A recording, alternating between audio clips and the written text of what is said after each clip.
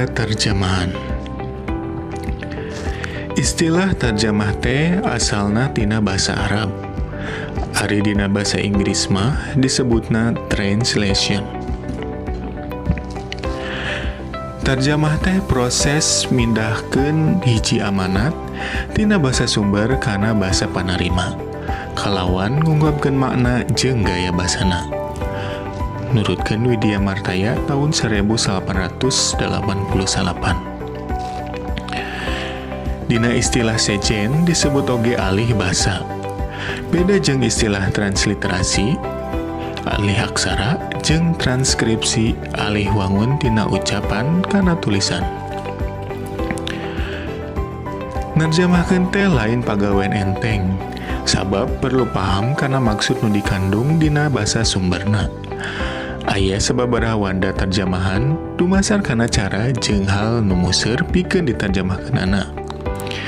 Nurutkeun Widya Martaya jeung Sudiati tahun 2005, wanda terjemahan teh umumna aya genep, nyaeta: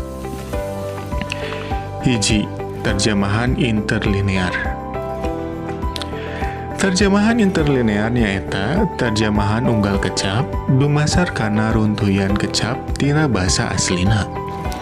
Ieu terjemahan teh gunana pikeun mikanyaho wangun jeung susunan kecap dina basa aslina unggal baris. Bari teu kudu diajar heula basa sumberna. Umumna wanda terjemahan interlinear mah hese dipikaharti, sabab kekecapanana tina basa sasaran. Tapi susunanana kecap jeung kalimahna nurutkeun basa sumberna. 2. Terjemahan formal atau harfiah. Terjemahan formal atau harfiah nyaeta terjemahan biasa anu mindahkeun basa naskah tina basa sumber bari teu merhatikeun kahususan basa sasarana. Wangun basa aslina sabisa-bisa dipertahankeun sanajan sakapeung mah hartina sok karasa kurang merenah dina basa sasaran. Ieu cara narjamahkeun teh ngupayakeun sasarwaan kecap antara basa sumber jeung basa sasaran dina aspek leksikal jeung sintaksis. Ieu terjemahan teh museur keneh kana struktur lahir. 3. Terjemahan dinamis atau fungsional. Terjemahan dinamis atau fungsional mindahkeun basa anu mertahankeun makna anu dikandung dina basa sumber sarta merhatikeun kahususan dina basa sasaran. Aya oge nu nyebut minangka terjemahan idiomatis. Jadi, cara narjamahkeun nu kieu mah dari apisan dina neangan sasaruan kecap anu wajar jeung pangdeukeutna dina basa sasaran anu bisa ngebrehkeun harti jeung fungsi nu dikandung tina teks basa aslina.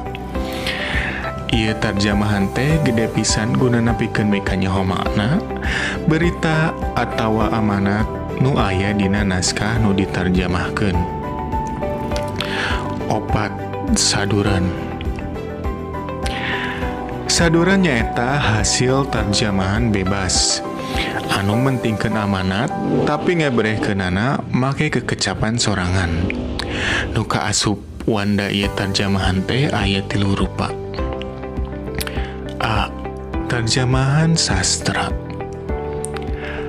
Anu narjamahkeun karya sastra seperti puisi jeung drama kalawan museurkeun wangun-wangun puisi, konotasi emotif jeung gaya basa.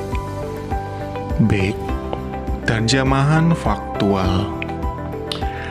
Anu ngutamakeun nganalisis fakta khususna dina widang usaha jeung teknologi. C. Parafrase. Anu tujuanana pikeun ngawanohkeun eusina dina basa anu hirup jeung gampang dipikaharti.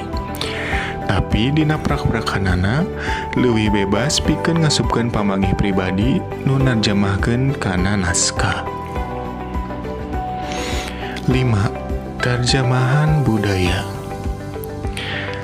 Terjemahan budaya nyaeta narjamahkeun makna tapi ngaluyukeun jeung kabudayaan sasaran. Mindeng di wuwuhan informasi anu teu kaunggel dina basa sumberna. Disebut oge nafsirkeun deui nurutkeun kabudayaan. Jadi, eusi teksna diebrehkeun deui make kekecapan sorangan, luyu jeung konteks kabudayaan nu narjamahkeun jeung nu maca dina basa sasaran ieu terjemahan. Genep, terjemahan otomatis. Nyaeta ngagunakeun alat pikeun mindahkeun basa hiji naskah tina basa sumber kana basa sasaran.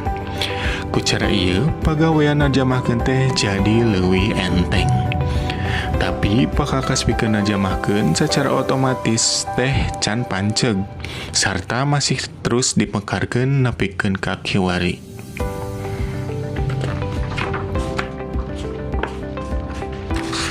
Nyungsi padika terjemahan.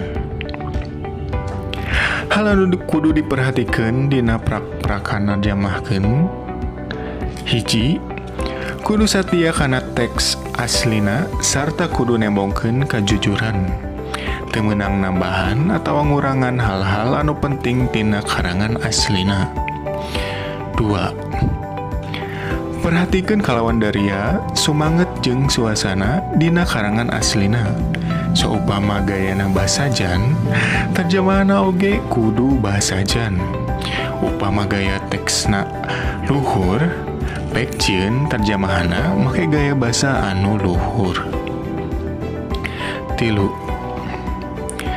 Hasil terjemahan teh ulah katembong minangka karya terjemahan.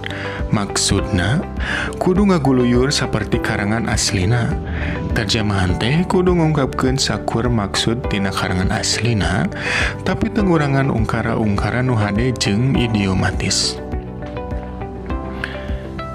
Narjamahkeun teh kawilang proses anu kompleks. Nu di jerona ngawengku runtuyan kagiatan. Nurutkeun Nida jeung Traber dina Wirdia Martaya tahun 1888, proses narjamahkeun teh singget nama saperti kieu. Hiji, mariksa atawa analisis. Dipake pikeun ngaguar amanat nu rek diterjemahkeun. Di jerona ngamuat analisis gramatikal jeung analisis semantik boh konotatif boh denotatif. 2. Mindahkeun atawa transfer. Masualkeun prak-prakanana eta hasil analisis teh dipindahkeun tina basa sumber kana basa terjemahan. Nepi ka ngahasilkeun reaksi anu sarua jeung dina basa aslina. 3. Ngawangun deui atau restructuring. Beda rupa-rupa gaya basa jeung teknik nu dipake pikeun ngahasilkeun gaya basa nu luyu.